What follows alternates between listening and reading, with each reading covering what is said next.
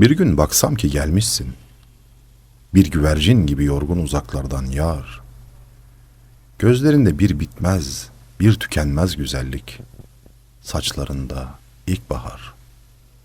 Bir gün baksam ki gelmişsin, gülüşünde taze, serin bir rüzgar. Ellerin yine eskisi kadar güzel, çiçek açmış dokunduğun bütün kapılar. Bir gün baksam ki gelmişsin, hasretin içimde sonsuzluk kadar. Şaşırmış kalmışım birdenbire çaresiz, dökülmüş yüreğime gökyüzünden yıldızlar.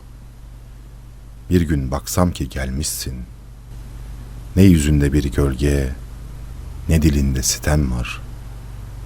Tozlu pabuçlarını gözlerime sürmüşüm, benim olmuş dünyalar.